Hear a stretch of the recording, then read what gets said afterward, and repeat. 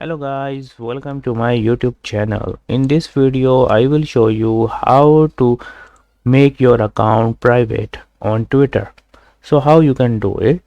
Just click on more and then click on settings and privacy.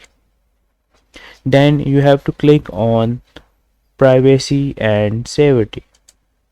Here you have to again click on audience and tagging.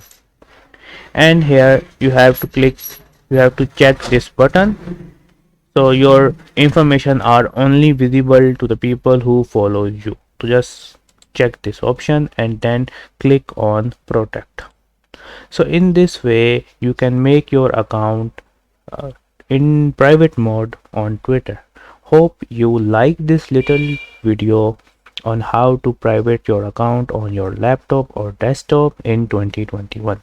If you have any question related to Twitter, you can ask me in the comment section. Bye bye.